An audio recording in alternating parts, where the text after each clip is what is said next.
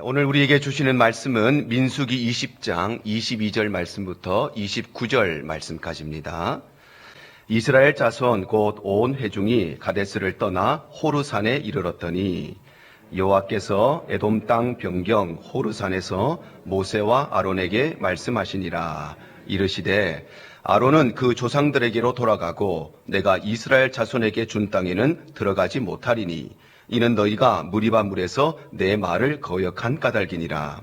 너는 아론과 그의 아들 엘라사를 데리고 호르산에 올라 아론의 옷을 벗겨 그의 아들 엘라살에게 입히라. 아론은 거기서 죽어 그 조상에게로 돌아가리라.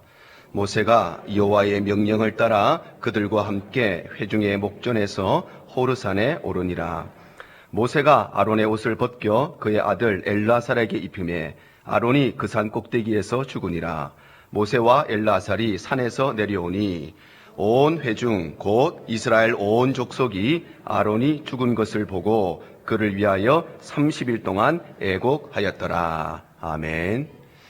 우리 3월의 마지막 주일 예배 자리에 나오신 우리 모든 성도님들 주님 이름으로 환영하고 축복합니다. 3월 한 달도 우리가 하나님의 은혜가 있어서 한 달 동안 살았습니다. 은혜 가운데 3월 잘 마무리하시고 또 희망찬 4월 맞이하는 복된 한 주간 되시기를 간절히 축복합니다. 하나님께서는 하나님의 백성들을 산으로 부르십니다. 그래서 하나님은 최초의 인간이었던 아담을 에덴 동산으로 부르셔서 그곳에서 그를 만나시고 그에게 말씀하시고 또한 하나님께서는 노아의 방주를 아라랏산에 멈추게 하시고 이를 통해서 멸망해 가는 이 세상을 향해서 이 죄악된 세상을 향해서 바로 심판의 메시지, 구원의 메시지, 하나님의 주권의 메시지를 선포하셨습니다. 그런가 하면 하나님께서는 아브라함은 모리아산으로 부르십니다. 그리고 그곳에서 하나밖에 없는 아들 이삭을 번제로 바치라고 말씀하셔서 그래서 이 모리아산의 제단이 하나님 앞에 연단의 제단으로 순종의 제단으로 예배의 제단이 되게 하십니다. 그리고 하나님은 모세를 신의 산으로 부르십니다. 그리고 그곳에서 그를 만나시고 그에게 십계명을 비롯한 율법의 말씀을 제정해 주십니다. 그리고 이스라엘 백성들이 이 광야의 생활을 모두 마무리할 때쯤 하나님께서는 모세와 아론을 호르산으로 부르십니다. 오늘 본문 22절과 23절입니다. 이스라엘 자손 곧 온 회중이 가데스를 떠나 호르산에 이르렀더니 여호와께서 에돔 땅 변경 호르산에서 모세와 아론에게 말씀하시니라 말씀합니다. 여기 나온 호르산이라고 하는 것은 사해바다 남동쪽에 있는 이 흰 광야에 소속되어 있는 산인데 특별히 이 산은 이 이스라엘과 에돔의 경계를 이루는 산이 바로 이 호르산입니다.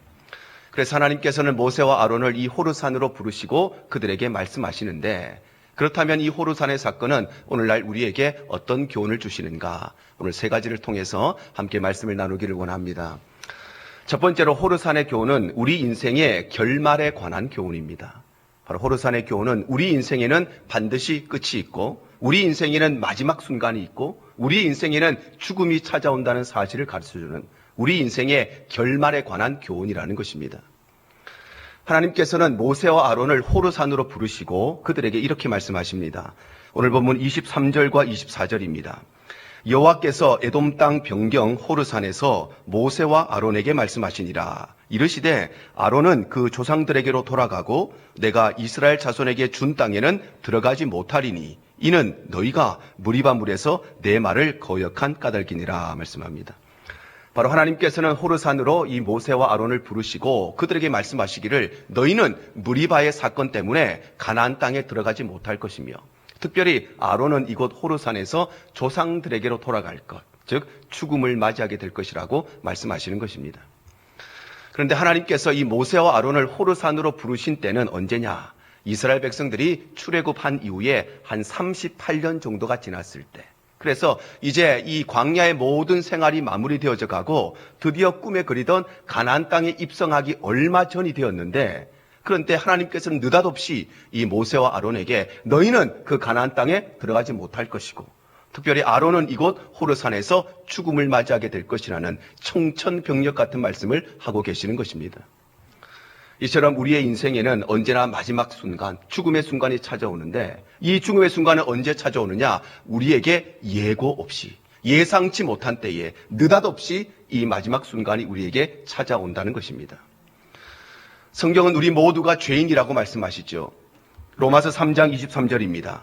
모든 사람이 죄를 범하였음에 하나님의 영광에 이르지 못하였다 말씀합니다. 바로 성경은 모든 사람, 이 세상에 살아가는 한 사람도 예외 없이 우리 모두가 죄인이라고 말씀하십니다.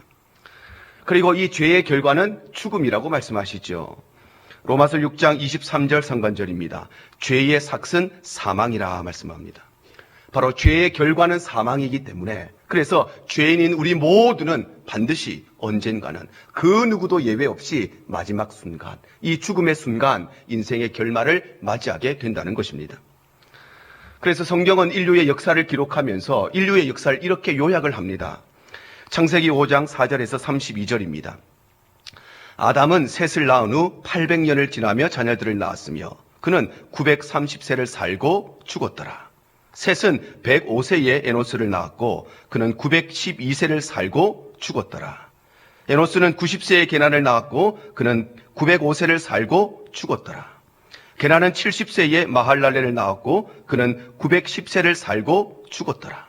마할랄렐은 65세에 야렛을 낳았고 그는 895세를 살고 죽었더라. 야렛은 162세에 에녹을 낳았고 그는 962세를 살고 죽었더라. 에녹은 65세에 무두셀라를 낳았고 에녹이 하나님과 동행하더니 하나님이 그를 데려가심으로 세상에 있지 아니하였더라. 무두셀라는 182세에 라멕을 낳았고 그는 969세를 살고 죽었더라. 라멕은 182세의 아들을 낳고 그는 777세를 살고 죽었더라. 노아는 500세 된 후에 셈과 함과 야벳을 낳았더라. 그의 나이가 950세가 되어 죽었더라. 바로 성경은 인류 역사를 기록하면서 조금 더 오래 산 사람이나 조금 더 짧게 산 사람이나 자식을 많이 낳은 사람이나 자식을 적게 낳은 사람이나 대단한 사람이나 그저 평범한 인생을 산 사람이나 돈 많은 사람이나 적은 사람이나 모든 사람이 결국은 다 죽었다고 기록하면서 인류의 역사는 어떤 역사인가? 인류의 역사는 죄의 역사이고 그래서 인류의 역사는 결국 죽음의 역사라고 말씀하시는 것입니다. 혼자 신앙생활을 하던 한 자매가 있었습니다. 이 자매가 오랫동안 믿지 않는 남편을 위해서 기도하고 또 힘쓰고 애쓰는 가운데 어느 날 이 자매의 생일이 다 되었을 때에 남편이 아내에게 묻습니다. 여보, 당신 생일 내 내가 무슨 선물을 해주면 좋을까? 옷을 사줄까? 신발 사줄까? 아니면 백을 사줄까? 여러분의 남편이 그렇게 묻는다면 뭐라고 대답하시겠습니까?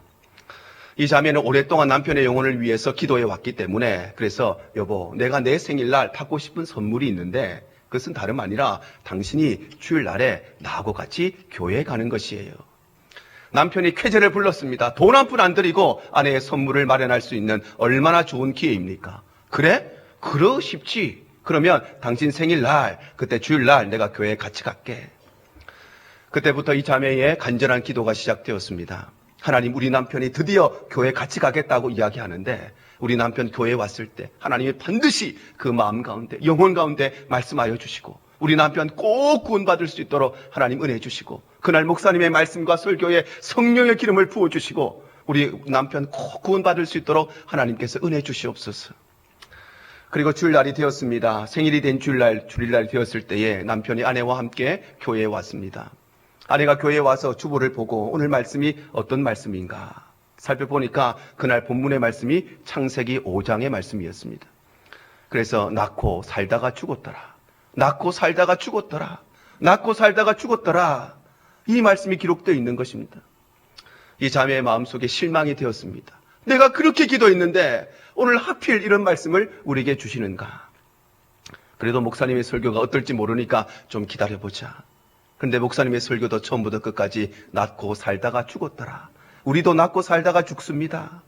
그 설교였습니다. 이 자매의 마음이 얼마나 실망이 되었겠습니까? 오늘 예수의 십자가가 선포되어서 오늘 하나님이 우리를 사랑하시는 메시지가 선포되어서 내 남편이 결단했으면 좋겠는데 오늘 하필이면 이 성경의 많은 내용 중에 이 말씀을 주시나.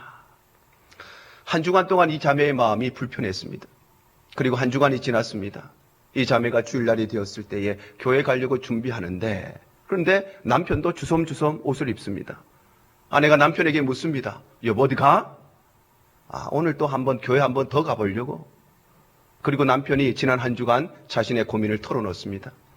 내가 지난주에 당신 생일날 교회에 갔더니 낳고 살다가 죽었더라. 낳고 살다가 죽었더라. 낳고 살다가 죽었더라. 낳고 살다가 죽었더라. 그 말씀을 듣는데 모든 사람이 낳고 살다가 죽었듯이 나도 결국 낳고 살다가 죽겠구나. 그렇다면 낳고 살다가 죽는 내 인생이 과연 무엇을 해야 하는지, 내가 어떻게 살아가야 되는지 한 주간 고민이 되었다는 것입니다. 그리고 그 고민 끝에 나도 내 아내와 함께 교회에 가야 되겠구나. 나도 예수를 믿어야 되겠구나. 그렇게 결단하게 되었다는 것입니다.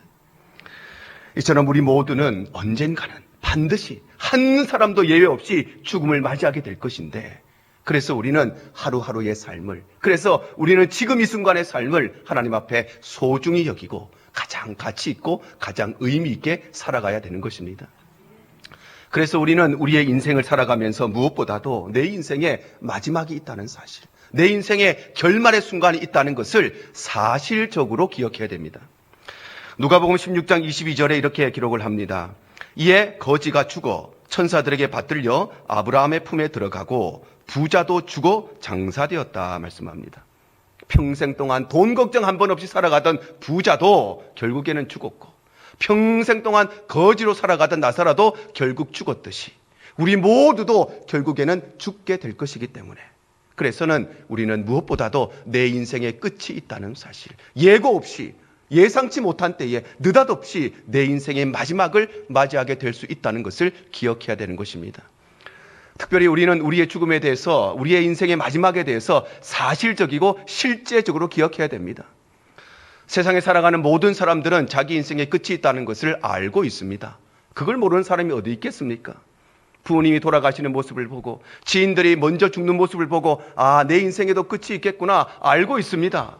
그런데도 불구하고 그것을 사실적으로 보는 것이 아니라 허상적으로, 공상적으로 생각하기 때문에, 그래서 여전히 이 땅의 것들에, 여전히 물질에, 여전히 이 땅에 내 눈에 보이는 것들에, 여전히 내 자존심을 거기에 목을 메고 인생을 걸고 사는 것입니다. 왜 우리가 이 땅의 것을 목매고 살아가느냐? 말은 나도 언젠가는 죽는다 알고는 있지만, 그러나 그것을 허상적으로, 공상적으로 알 뿐 실제적이고 사실적으로 알지 못하기 때문에, 그래서 여전히 이 땅의 것을 내려놓지 못하고 이 땅의 것을 붙잡고 살아가는 것입니다. 또한 우리는 그래서 이 우리의 인생이 매우 짧다는 것을 알아야 합니다. 시편 90편 10절이 이렇게 말씀합니다. 우리의 연수가 70이요 강건하면 80이라도 그 연수의 자랑은 수고와 슬픔뿐이요 신속히 가니 우리가 날아가나이다 말씀합니다. 바로 우리 인생에는 언젠가 끝이 있고 결말이 있는데, 이 인생조차 우리에게는 유한한 인생인데, 그런데 이 유한한 인생조차 얼마나 빨리 지나가는지, 화살과 같이 지나가는 짧은 인생이 우리의 인생이라는 것입니다. 우리가 40년을 살고 60년을 살고 아마 80년, 90년을 사신 분들도 지나온 인생 돌아보면 화살과 같이 빨리 지났다고 고백하실 것입니다. 이민 온 지 10년이 되었든 30년 되었든 50년 되었든 지나온 이민의 삶을 돌아보면 정말 화살과 같이 지나갔음을 고백하지 않을 수가 없는 것입니다. 그래서 우리는 우리의 인생, 지나온 인생 돌아보면서 얼마나 빠른 인생인지, 우리의 인생이 화살과 같이 지나간다는 것을 기억해야 되는 것입니다. 그래서 우리는 세월을 아끼고 하루하루 순간순간을 귀하게 여겨야 하는 것입니다. 에베소서 5장 15절과 16절입니다. 그런즉 너희가 어떻게 행할지를 자세히 주의하여 지혜 없는 자 같이 하지 말고 오직 지혜 있는 자 같이 하여 세월을 아끼라. 때가 악하니라 말씀합니다. 바로 우리는 우리의 인생이 유한하다는 사실을 기억하고, 이 유한한 인생조차 매우 빨리 지나가는 짧은 인생임을 기억하고, 그래서 우리는 매일매일의 삶을, 우리는 오늘의 삶을, 우리는 지금 이 순간의 삶을 최선을 다하여서 하나님 앞에 온전하게, 하나님 앞에 거룩하게 맡겨진 사명을 감당하는 귀한 삶이 되어야 하는 것입니다. 그러므로 사랑하는 성도 여러분, 우리의 삶과 우리의 인생에는 단 한 사람도 예외 없이 우리에게는 마지막 순간이 있다는 걸, 느닷없이 우리의 인생에 결말이 온다는 것을 꼭 기억하시길 바랍니다. 그래서 우리의 삶이 세월을 아끼고 하루하루 단 하루도 허투루 살아가지 않고 매일매일의 삶에, 오늘의 삶에, 지금 이 순간의 삶에 세월을 아끼고 이 순간 가장 가치 있고 가장 의미 있는 삶이 되시기를 바랍니다. 이것이 바로 호르산의 사건이 우리에게 주는 인생의 첫 번째 교훈인 것입니다. 두 번째로 호르산의 교훈은 우리 인생의 사명에 관한 교훈입니다. 바로 이 호르산의 교훈은 우리 모두에게는 각자가 담당해야 될 사명이 있고 분깃이 있다는 것을 가르쳐주는 우리 인생의 사명에 관한 교훈이라는 것입니다. 하나님께서는 모세와 아론을 부르시고 그들에게 말씀하시기를 너희는 무리바의 사건으로 인해서 가나안 땅에 들어가지 못할 것이고 그 중에 아론은 이곳 호르산에서 죽게 될 것이라고 말씀하십니다. 그리고는 하나님께서 아론의 옷을 벗기십니다. 오늘 본문 25절과 26절 상반절입니다. 너는 아론과 그의 아들 엘라사를 데리고 호르산에 올라 아론의 옷을 벗겨 그의 아들 엘라사에게 입히라 말씀합니다. 바로 하나님께서는 곧 죽게 될 이 아론의 옷을 벗기셨다는 것입니다. 옷이라고 하는 것은 그 사람의 사명과 그 사람의 정체성과 그 사람의 신분을 나타내는 것이지요. 그래서 병원에 가면 의사들은 의사가운을 입고 있고 간호사들은 간호사복을 입고 있습니다. 그 옷이 바로 그들의 신분을 나타내고 그들의 정체성을 나타내고 그래서 그들은 아픈 사람들을 치료해 주어야 하고 죽어가는 사람들을 살려야 하는 그들의 사명이 그 옷 속에 숨겨져 있는 것이지요. 경찰관들이 경찰복을 입고 있고 소방관들이 소방복을 입고 있고 그리고 군인들이 군복을 입고 있는 것도 마찬가지입니다. 그 옷은 그들의 사명이고 그들의 정체성이고 그들의 신분인 것입니다. 이와 마찬가지로 오늘 성경에 나오는 아론이 입고 있었던 이 옷은 그의 정체성과 그의 신분을 나타내는 것인데 그래서 이러한 면에서 하나님께서 그의 옷을 벗기셨다는 것은 바로 그의 사명이 모두 끝이 나고 완수되었다는 것입니다. 하나님께서는 처음에 이 아론을 모세의 대변자로 부르셨습니다. 출애굽기 4장 14절 상반절과 16절 상반절입니다. 여호와께서 모세를 향하여 노하여 이르시되 레위 사람 내 형 아론이 있지 아니하냐 그가 말 잘하는 것을 내가 아노라 그가 너를 대신하여 백성에게 말할 것이니 그는 내 입을 대신할 것이라 말씀합니다. 바로 하나님께서는 모세를 대신하여서 이스라엘 백성들에게 하나님의 말씀을 선포할 모세의 대변자로 이 아론을 부르시고 사용하셨던 것입니다. 또한 그는 모세의 대리자이기도 했습니다.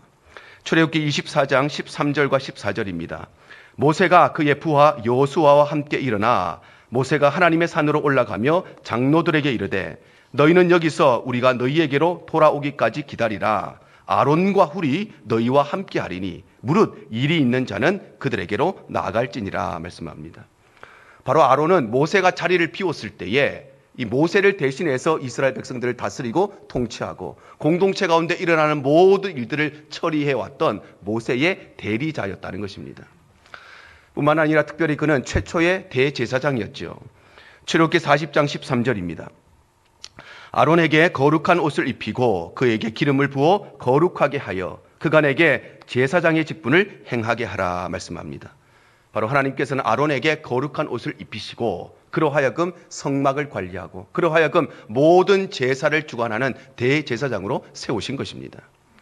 그러므로 하나님께서 이 아론에게 입히셨던 옷을 벗기셨다고 하는 것은 그에게 주어진 모든 사명과 모든 직분, 그에게 맡겨진 분깃이 모두 끝이 났고 모두 다 완수되었다는 것입니다. 특별히 하나님께서는 그의 사명이 끝났을 때에 그의 생명도 거두어 가십니다. 이것은 다름 아니라 우리의 생명이 어디에 달려 있느냐? 우리의 생명은 바로 사명에 달려 있음을 말씀하시는 것입니다. 우리의 생명은 나이에 달려 있지 않습니다. 우리의 생명은 우리의 질병이나 건강의 문제에 달려 있지 않습니다. 우리의 생명이라고 하는 것은 사고에 달려 있지 않습니다. 나이가 많다고 빨리 하나님 데려가십니까? 그렇지 않습니다. 사명이 있는 자는 하나님이 그 생명을 붙드시는 것입니다. 큰 병 생겼다고 하나님이 데려가십니까? 그렇지 않습니다. 큰 사고 났다고 하나님 데려가십니까? 그렇지 않습니다. 사명이 있는 자는 하나님이 그 생명을 붙드시는 것입니다. 그래서 생명의 명자와 사명의 명자는 같은 글자이고 한자로도 같은 글자이고 같은 의미를 가지고 있고 그래서 우리의 생명은 사명을 위한 것이고 우리의 사명이 끝났을 때에 우리의 생명도 끝이 나게 되는 것입니다. 그래서 모세도 그의 사명이 끝났을 때에 그의 생명이 끝이 납니다. 신명기 34장 7절입니다. 모세가 죽을 때에 나이 120세였으나 그의 눈이 흐리지 아니하였고 기력이 쇠하지 아니하였더라 말씀합니다. 바로 모세는 120살에 죽었는데 120살에 죽을 때에 그의 몸이 얼마나 건강했는지 그의 눈도 흐리지 아니하였고 그의 기력도 쇠하지 아니하였다는 것입니다. 즉 모세가 죽은 이유는 나이가 많아서 죽은 것이 아니고 건강이 안 좋아서 죽은 것이 아니고 사고가 나서 죽은 것이 아니고 그에게 맡겨진 모든 사명이 끝이 나고 완수되었기 때문에 그때 하나님께서 그의 생명을 거두신 것입니다. 에녹도 마찬가지입니다. 창세기 5장 24절입니다. 에녹이 하나님과 동행하더니 하나님이 그를 데려가심으로 세상에 있지 아니하였더라 말씀합니다. 에녹은 엘리야와 함께 죽음을 보지 않고 하늘로 승천한 두 사람 중에 한 명입니다. 하나님께서 왜 그의 생명을 거두어 가셨는가? 죽음을 보지 않고 하늘로 데리고 가셨는가? 그것은 다름 아니라 그에게 주어진 모든 사명과 분깃이 다 끝이 났고 완수되었기 때문인 것입니다. 그래서 아론의 죽음도 바로 그의 죽음의 이유는 그의 건강의 문제나 나이의 문제나 그가 어떤 사고를 당해서가 아니라 아론에게 주어진 모든 사명이 끝이 나고 완수되었기 때문에 그래서 하나님께서 그의 생명을 거두신 것입니다. 이 아론은 호르산에 도착하기 전까지만 해도 아주 왕성하게 활동을 했습니다. 민수기 20장 10절과 11절이 이렇게 기록을 합니다.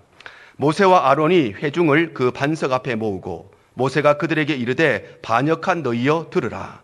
우리가 너희를 위하여 이 반석에서 물을 내려 하고 모세가 그의 손을 들어 그의 지팡이로 반석을 2번 치니 물이 많이 솟아나오므로 회중과 그들의 짐승이 마시니라 말씀합니다.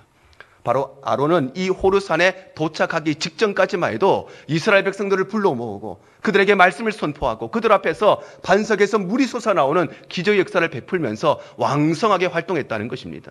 그런데 왜 갑자기 하나님께서 그의 생명을 거두시는가? 바로 거기까지 그의 사명이 끝이고 거기까지가 그에게 맡겨주신 분깃이었기 때문입니다. 이와 같이 우리의 생명은 다름 아니라 사명에 달려있고 그래서 우리의 사명이 끝나는 날 우리의 생명도 끝이 나게 되는 것입니다. 그래서 우리는 바로 사명을 감당하는 일에 우리의 생명이 있음을 기억하고 우리에게 맡겨진 귀한 사명들을 감당해 나가야 되는 것입니다. 그러므로 사랑하는 성도 여러분, 우리 모두에게는 우리 각자가 감당해야 될 우리 각자의 사명과 분깃이 있음을 꼭 기억하시길 바랍니다. 그래서 우리 각자에게 가정에서 주어진 사명이 있습니다. 우리 각자에게 일터에게 주어진 사명이 있습니다. 우리 각자가 교회에서 감당해야 될 사명이 있습니다. 우리 각자가 세상 앞에서 그리스도인으로 감당해야 될 그 사명을 충실히 감당하는 귀한 삶이 되시기를 바랍니다. 이것이 바로 오늘 호르산이 우리에게 주시는 우리 인생의 교훈인 것입니다. 세 번째로 호르산의 교훈은 인생의 유산에 관한 그런 교훈입니다. 바로 호르산의 교훈은 우리에게 주어진 모든 사명을 다 완수하고 우리 인생의 마지막 결론의 시간을 맞이하게 됐을 때에 우리는 이 땅에 무엇을 남기고 우리의 자녀들에게 무엇을 줘야 될 것인가를 가르치는 우리 인생의 유산에 관한 교훈이라는 것입니다. 하나님께서는 이 아론의 옷을 벗기시고는 그 옷을 그의 아들이었던 엘르아살에게 입히십니다.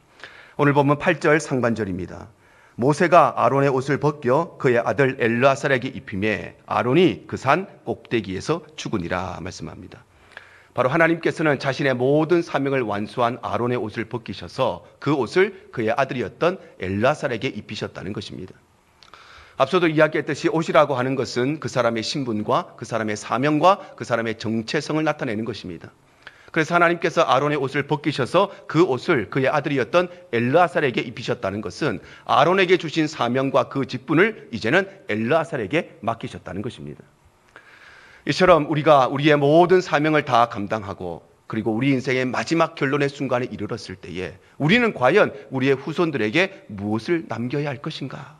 그것은 다름 아니라 우리는 사명의 옷을 남겨야 하는 것입니다.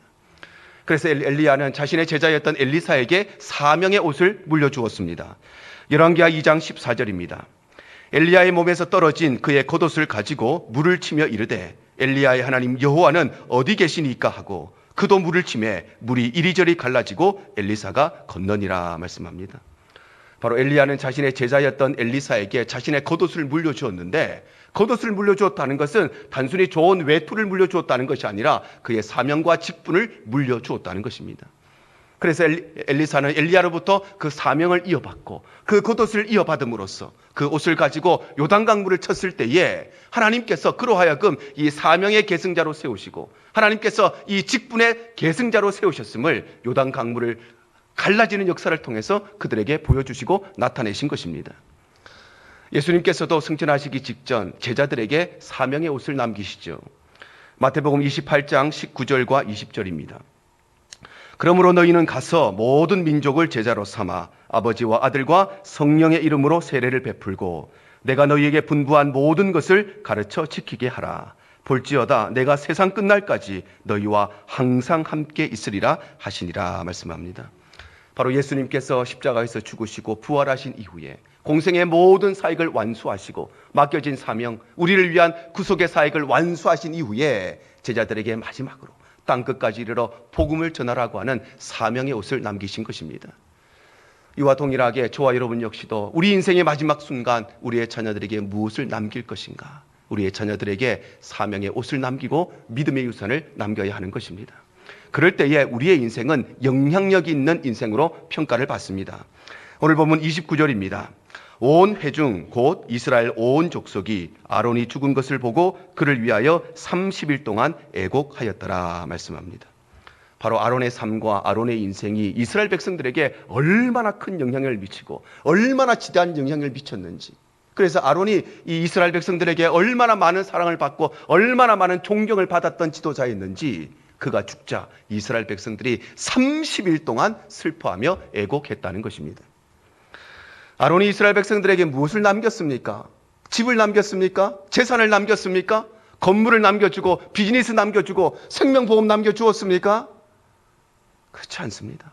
아론은 그들의 후손들에게, 그의 이스라엘 백성들에게 믿음의 유산을 남기고 사명의 옷을 남길 때에 바로 그의 인생이 많은 사람들에게 안타까워하는 영향력 있는 인생, 자녀들에게 선한 영향을 끼치는 인생이 되는 것입니다.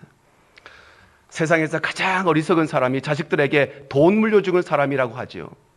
여러분, 집 물려보십시오. 일주일 슬프면 끝이 납니다. 부모에게서 대단한 비즈니스 물려받습니까? 2주 지나면 그 슬픔 다 끝이 납니다. 대단한 생명보험 물려보십시오. 한 달이면 끝이 납니다. 그런데 우리가 자녀들에게 신앙의 유산을 남기고 믿음의 유산을 남기면 그것이 우리의 후손들에게 평생의 유산이 되는 것입니다. 이처럼 우리 믿음의 선배들은 한결같이 자신에게 주어진 사명을 다 완수했을 뿐만 아니라 자신의 후손들에게 믿음의 유산을 남겼습니다. 여호수아 24장 14절입니다. 그러므로 이제는 여호와를 경외하며 온전함과 진실함으로 그를 섬기라. 너희의 조상들이 강 저쪽과 애굽에서 섬기는 신들을 치워버리고 여호와만 섬기라 말씀합니다. 바로 여호수아는 자신의 인생 마지막 순간, 그 죽음의 순간에 모든 후손들과 이스라엘 백성들을 불러 모으고 단 한 가지 여호와만 섬기고 오직 하나님만 경외할 것을 믿음의 유산으로 남겼던 것입니다. 다윗도 마찬가지입니다. 열왕기상 2장 1절에서 3절입니다. 다윗이 죽을 날이 임박하매 그의 아들 솔로몬에게 명령하여 이르되 내가 이제 세상 모든 사람이 가는 길로 가게 되었더니 너는 힘써 대장부가 되고 내 하나님 여호와의 명령을 지켜 그 길로 행하며 그 법률과 계명과 율례와 증거를 모세의 율법에 기록된 대로 지키라. 그리하면 네가 무엇을 하든지 어디로 가든지 형통하리라 말씀합니다.